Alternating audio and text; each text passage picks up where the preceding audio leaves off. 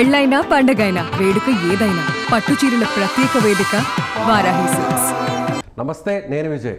So కాశ్మీర్లో జరిగినటువంటి ఉగ్ర దాడిపై ఇప్పుడు అన్ని పార్టీలు కూడా చాలా సీరియస్గా స్పందిస్తున్నాయి. ముఖ్యంగా ఏపీలోని జనసేన పార్టీ అధినేత డిప్యూటీ సీఎం పవన్ కళ్యాణ్ కూడా స్పందించడం జరిగింది. అయితే పార్టీకి సంబంధించి కూడా 3 రోజుల పాటు సంతాప దినాలుగా ఆయన ప్రకటించడం జరిగింది. పార్టీ జెండాను సగం వరకు అవనతం చేస్తూ నిర్ణయం తీసుకోవడం జరిగింది. అలాగే రోడ్ల మీదకు వచ్చి పార్టీ నేతలు కార్యకర్తలు కొవ్వొత్తులు వెలిగించాలి, అలాగే మానవహారాన్ని కూడా నిర్వహించి నిరసన తెలియజేయాలని పిలుపునిచ్చారు. దీని గురించి డిస్కస్ చేద్దాం. మనతో పాటు ఉన్నారు పొలిటికల్ అనలిస్ట్ చంద్ర శ్రీనివాస్ గారు.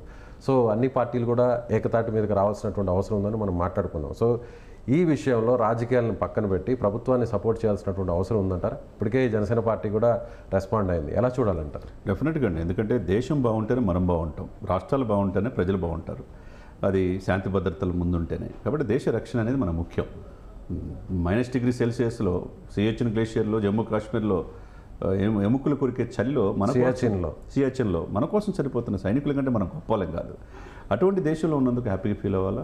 మనం జమ్మూ కాశ్మీర్లో మీరు అన్నట్టు బైసన్ ప్రాంతంలో ఉగ్రముఖ 28 మందిని చంపటం, మనం సుమన్ టీవీ సాక్షిగా వాళ్ళ కుటుంబాలు వాళ్ళకి సంతాపం తెలియజేయాలి. అదే సమయంలో మరొక సంఘటన జరగకుండా వాళ్ళని ఏరిపారేయాల్సిన అవసరం ఉన్నది.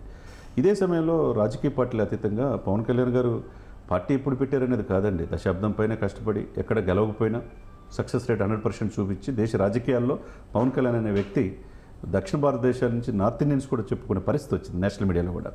కాబట్టి ఏ పార్టీ చెప్పని విధంగా వీళ్ళు 3 రోజులు సంతాప దినాలు ప్రకటించడం, దశ నిర్దేశం క్యాడర్ మొత్తానికి పవన్ కళ్యాణ్ గారు తెలియజేయటం, అన్ని కూడల్లో కూడా కొవ్వొత్తులు చేసి మనం సాలిడారిటీ సంఘీభావం తెలియజేయాలి, దీన్ని ముక్త కంఠంతో ఖండించాలని చెప్పి పార్టీ క్యాడర్కి చెప్పడం. మీరు చెప్పినట్టు 3 రోజుల పాటు పార్టీ జెండాను కూడా అవనతం చేయడం అనేది మిగతా పార్టీలు కూడా చూసి నేర్చుకోవాలి. ఎందుకంటే ఇమీడియట్గా స్పందించాలి. ఏదో ఆగస్టు 15 అంటే చాక్లెట్స్, లేకపోతే జనవరి 26 అంటే రిపబ్లిక్ డే చేసుకోవడం కాదు. మన దేశం కోసం అమరులు అయిపోయారు వాళ్ళు. పాపం వాళ్ళు ఏం చేసిన తప్పేంటి? హ్యాపీగా స్విట్జర్లాండ్, మినీ స్విట్జర్లాండ్గా భావించే కాశ్మీర్కి వెళ్ళి ఆ పర్యాటక కేంద్రం సందర్శించడమే వాళ్ళు చేసిన తప్ప, అమాయకులైన వాళ్ళు హిందువులు అని చెప్పి ఏరిపారేయటం ఎంతవరకు న్యాయం? దానికి వాళ్ళ ఆత్మకు శాంతి కలగాలి. వాళ్ళందరికీ కూడా మేము ఉన్నామనే భరోసా మనం కలగజేయాలి. కాబట్టి పార్టీలు అనేది ఎలక్షన్ వరకే పరిమితం కావాలి. ఇటువంటి సంఘటన జరిగినప్పుడు ఏదైతే పవన్ కళ్యాణ్ తీసుకున్న ఈ నిర్ణయం అయితే ఉందో మిగతా పార్టీలు కూడా ఇచ్చేయాల్సిన అవసరం ఉన్నది. అదేవిధంగా శుక్రవారం నాడు అన్ని కూడల్లో కూడా ఆయన మానవాహారం చేయమని చెప్పడం అనేది ఏదైతే ఉందో, డిప్యూటీ సీఎం గారు దేశం పట్ల, జాతీయ భావజాలం, దేశ రక్షణ పట్ల ఆయన చిత్తశుద్ధిని మనం అభినందించాల్సిన అవసరం ఉంది. అలాగే చనిపోయిన 28 మందిలో తెలుగు వాళ్ళు కూడా ఉన్నారు. నిజంగా విశాఖపట్నానికి సంబంధించిన వారు, హైదరాబాద్ సంబంధించిన వారు. తాజాగా ఒక సమాచారం కూడా వచ్చింది, బెంగళూరులో స్థిరపడినటువంటి నెల్లూరు జిల్లా కావలి వాసులు కూడా ఇందులో ఉన్నట్టుగా తెలుస్తుంది, చనిపోయిన వారు. సో ఇలా తెలుగు వాళ్ళు కూడా ఉండడాన్ని, తెలుగుకు సంబంధించినటువంటి వారందరుగా మనం కూడా చాలా బాధపడాల్సినటువంటి అంశం. ప్రభుత్వాలు దీన్ని చాలా సీరియస్గా తీసుకోవాలి. పార్టీలన్నీ కూడా ఏకతాటి మీదకి రావాల్సినటువంటి అవసరం ఉందంటారు. డెఫినెట్గా ఉందండి. ఎందుకంటే అక్కడ ఒరిస్సా, గుజరాత్, తర్వాత కాశ్మీర్ పక్కన ప్రాంతం, ఇప్పుడు ఆంధ్రప్రదేశ్, మీరు అన్నట్టు నెల్లూరు, తెలంగాణలో ఒక విశాఖపట్నం, రిటైర్డ్ హైదరాబాద్, వాళ్ళు చేసిన తప్పేంటి? వాళ్ళందరూ కూడా వెళ్ళి పర్యాటక కేంద్రాన్ని వీక్షించడం చేసిన తప్ప. వీళ్ళందరికీ కూడా ఆయా ప్రభుత్వాలు ముందుకు వచ్చినాయి, మేము ఉంటామనే భరోసా అందరూ కూడా కలగజేయాలి. ఎందుకంటే ఈ దేశం కోసం ఉండి రిటైర్డ్ అయిన ఉద్యోగుల కోసం వెళ్ళి అక్కడ సందర్శించడం ఆయన చేసిన తప్ప.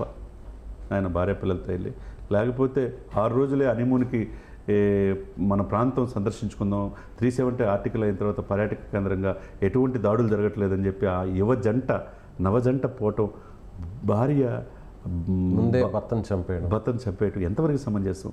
మీరు ఖురాన్ చదివినంత వదిలేయటం, చదవలేదు కాల్చేయటం ఎంతవరకు సమంజసం? ఇదంతా కూడా అందరూ కూడా కళ్ళు తెరుచుకోవాల్సిన అవసరం ఉంది.